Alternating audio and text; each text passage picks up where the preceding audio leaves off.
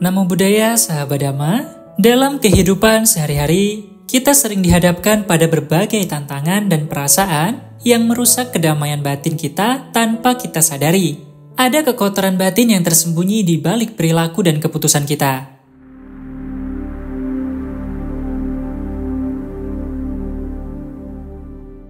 Dalam ajaran Buddha, tepatnya dalam Mahanidesu halaman 280, Wibanga halaman 393, dan Neti Pakarana halaman 37-38, dijelaskan bahwa ada 3 jenis kekotoran batin, yaitu tanha, yaitu nafsu atau keinginan rendah, diti atau pandangan keliru, dan mana atau kesombongan.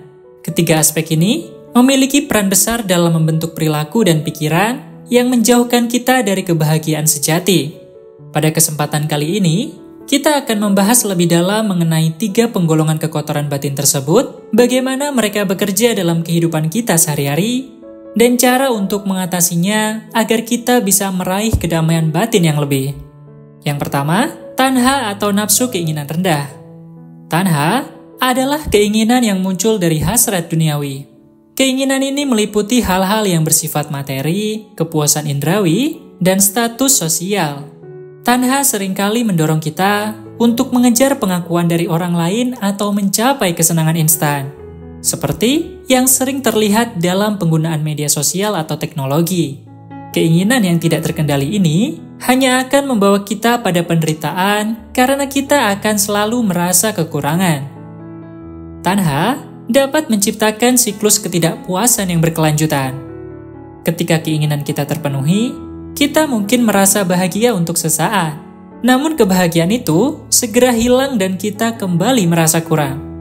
Selain itu, tanha juga bisa memicu konflik dengan orang lain karena kita menjadi terlalu terfokus pada diri sendiri dan cenderung mengabaikan kebutuhan orang lain. Untuk mengatasi tanha, kita perlu mempraktikkan kesadaran diri dan kepuasan batin dengan mengenali saat keinginan itu muncul dan menyadari bahwa kebahagiaan sejati tidak bergantung pada hal-hal materi atau kesenangan duniawi.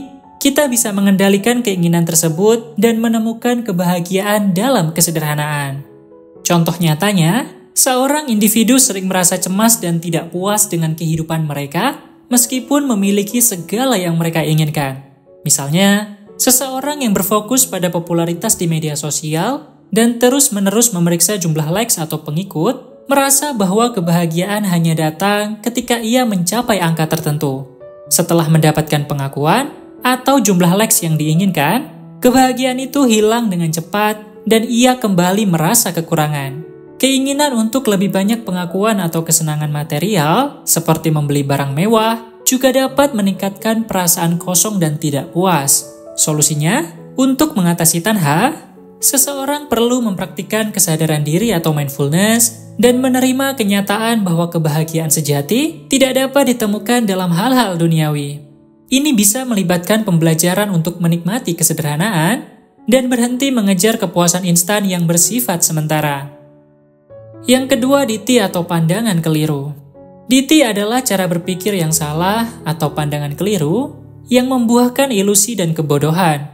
Pandangan keliru ini bisa muncul karena kita terlalu terikat pada keyakinan yang kaku, seperti percaya bahwa kebahagiaan hanya bisa didapatkan melalui kesenangan duniawi, atau bahwa penderitaan adalah sesuatu yang permanen dan tak dapat diubah. Dalam kehidupan sehari-hari, pandangan keliru sering muncul ketika kita menganggap hidup hanya untuk bersenang-senang tanpa mempertimbangkan dampak tindakan kita terhadap orang lain. Pandangan seperti ini membuat kita terjebak dalam siklus penderitaan karena kita terus mencari kebahagiaan di tempat yang salah. Untuk mengatasi diti, kita perlu membuka pikiran kita dan bersedia untuk belajar serta berkembang. Salah satu cara untuk melakukannya adalah dengan terus mempertanyakan pandangan kita, mencari kebenaran melalui refleksi diri, meditasi, dan pembelajaran dari ajaran spiritual. Dengan mengembangkan kebijaksanaan dan pemahaman yang lebih mendalam, kita bisa membebaskan diri dari pandangan keliru dan mencapai kedamaian batin. Kasus nyatanya, seorang individu yang percaya bahwa kebahagiaan hanya bisa didapatkan dengan cara mengonsumsi barang-barang mewah atau melakukan perjalanan ke tempat-tempat mewah. Pandangan ini mengarah pada keyakinan bahwa hidup hanya untuk kesenangan sesaat tanpa memperhatikan dampaknya pada orang lain. Mereka mungkin juga berpikir bahwa penderitaan dalam hidup adalah takdir yang tidak bisa diubah, dan mereka tidak melihat adanya jalan keluar. Akibatnya, mereka terjebak dalam siklus keinginan yang tidak pernah berakhir dan merasa tidak pernah cukup. Untuk mengatasi DT, penting untuk melibatkan diri dalam refleksi diri dan mencari pandangan yang lebih bijak. Ini dapat dilakukan melalui meditasi, pembelajaran dari ajaran-ajaran spiritual, atau bahkan berbicara dengan orang-orang yang memiliki pandangan berbeda untuk membuka pikiran.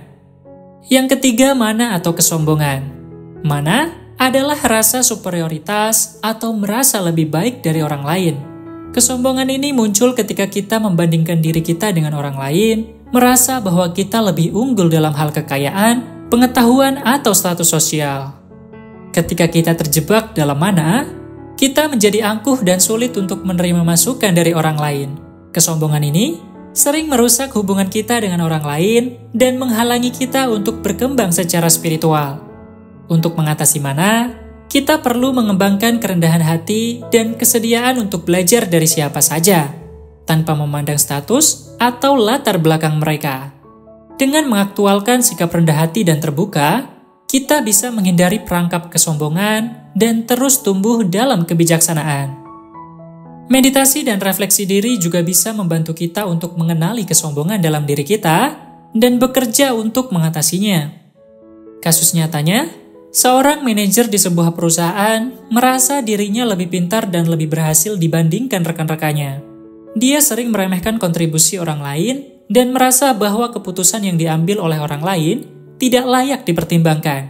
Sikap ini menghalangi dia untuk belajar dari kolega atau bahkan mendengarkan masukan yang berharga. Akibatnya, hubungan profesional terganggu dan peluang untuk tumbuh secara pribadi dan spiritual menjadi terbatas. Untuk mengatasi mana, penting untuk mengembangkan sikap rendah hati dan membuka diri terhadap kritik atau masukan dari orang lain. Meditasi dan refleksi diri dapat membantu seseorang mengenali rasa superioritas ini dalam dirinya dan mulai mengubah sikap tersebut agar lebih terbuka dan rendah hati dalam hubungan sosial dan profesional. Kesimpulannya, tanha, diti, dan mana adalah 3 kekotoran batin yang seringkali merusak kedamaian dan kebahagiaan kita. Meskipun tampak sederhana, ketiga kekotoran ini memiliki dampak yang besar dalam kehidupan sehari-hari. Dengan memahami bagaimana ketiga kekotoran ini bekerja dan berusaha mengatasinya, kita bisa mencapai tingkat kebijaksanaan dan kedamaian batin yang lebih tinggi. Buddha mengajarkan kita untuk terus berusaha, mengenali dan mengatasi kekotoran batin ini, agar kita bisa hidup dengan lebih damai dan bermakna. Terima kasih telah menyimak, dan sampai jumpa di konten berikutnya.